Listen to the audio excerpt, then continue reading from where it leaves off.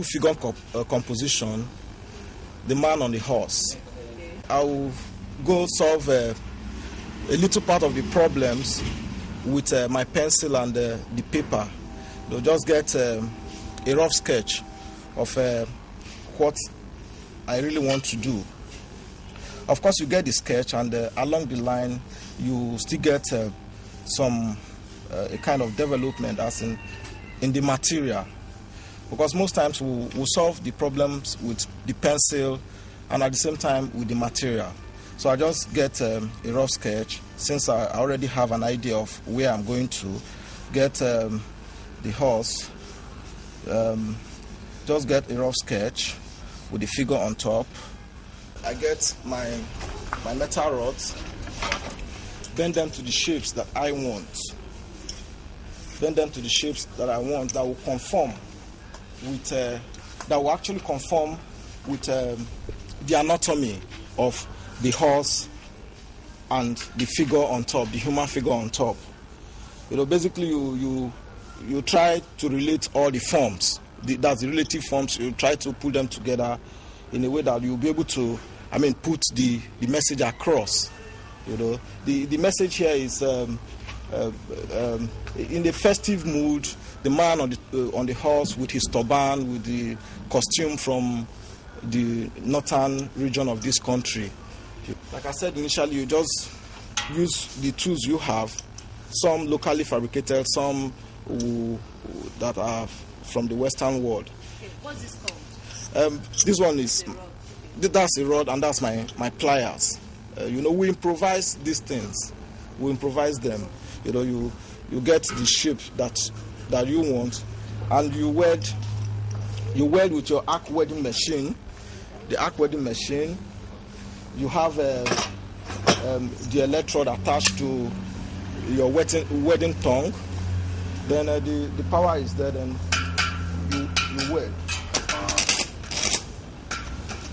That's the welding tongue, and that is the positive, and that's the negative. The moment you put them together with the electrode, it will spark, and you'll be able to solder,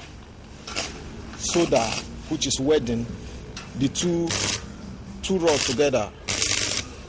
Sorry, you have to use your welding glasses. You have to protect yourself. You have to use your hand gloves to avoid being hot.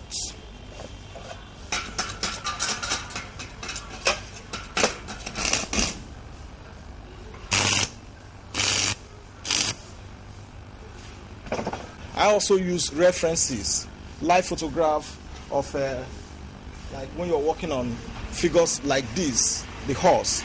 I buy books on them because you have to get the full anatomy, considering all the relative parts. You have to show the horsepower, the legs, or the hooves, the way they look.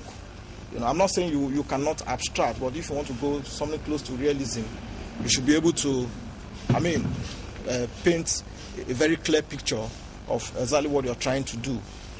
When you get the armature ready, when the armature is ready and you see that, you've been able to relate all the forms the way they should be, then you go straight to getting the template by using your paper. Is this what you call armature? This we have already started covering it with the metal sheet. The armature is the skeletal profile of the entire work. The skeleton, you have to get the framework. Is the framework, which is almost halfway done. Once you get the framework, once the framework is proportionate, is in order. You're putting your metal sheet to cover them. It's just for you to get some volumes, visual volume, and weight. That is the pattern that I've just cut out from here. That is it in paper. So what I do next is I'll transfer it to the metal sheet. They're all mild steel. It's quite malleable. You can bend it to whichever shape you deserve. Then you trace it. You trace the template. That is the pattern now on on a metal sheet. Like I said initially, we do improvise some of our tools. We have a hand V, but we did improvise this. To suit what we are doing or the way we want it. For convenience sake, we improvise some of these tools and we use them effectively. So that is the pattern that I did cut out. You can call it panel beating, but you just beat it to the shape that you want. And as you're beating it, you still try to check whether, you are getting exactly what you want. We all know that a horse is a very powerful animal, so I try as much as I can to get the forms out, to show that strength that it has.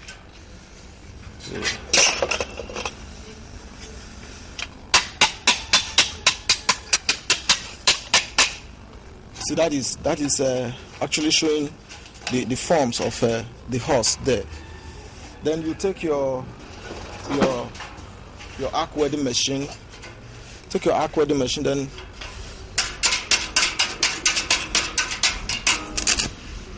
you weld it there. And once you're done with that, you go to the next stage.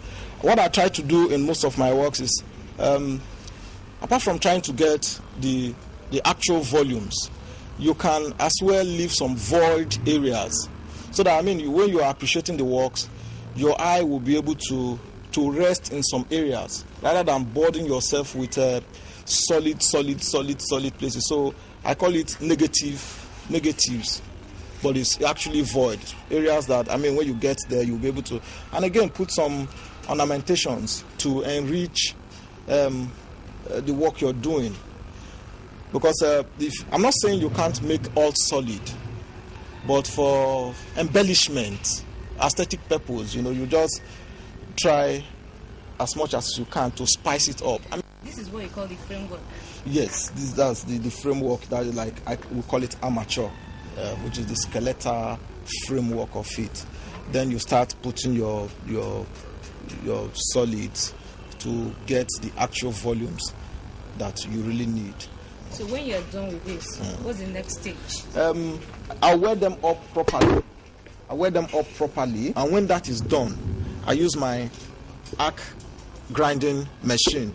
With the arc grinding machine, we'll be able to clean up some areas, or if not all the areas, so that it will not hurt anybody. It will be clean and all that. We use it to dress up the rough areas.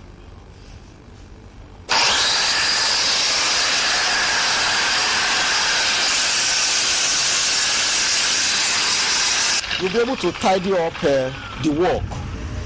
After done all the wedding and everything is done, you tidy it up so that everywhere will be cleaned up, except areas where you have to kind of show some textures, because like what we do, you leave some areas rough, you leave some areas very smooth. For this, it was painted twice. One is the red oxide, like I said initially, so that it will not corrode anymore.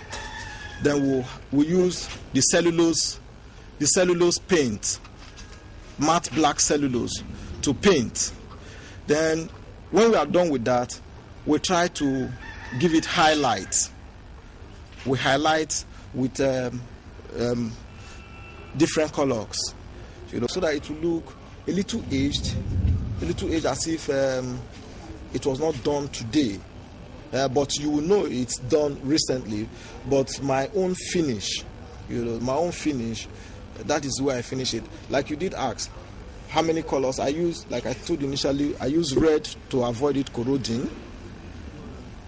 Then I use the cellulose black matte to paint. Then I use red to highlight the whole thing. Then for more of the highlights, the areas that are more that it should be highlighted, the areas that are protruding more, I use the yellow on top again to give you this brownish effect. Like when I'm spraying, I also use sawdust, sand, sprinkle on top of the work, and prime it several coats so that the dust and the paint they will hold together. Yeah, so that for adhesion, so that it will adhere properly. You can leave it outdoor, you can put it indoor, and it stays. That's the essence of the anti-rust. As this piece is now, how much will it go for? It will be going for 300,000. Artwork is priceless. It's priceless. I mean, you if you check the workload, the all the intricate areas, if you put the amount of time spent on this,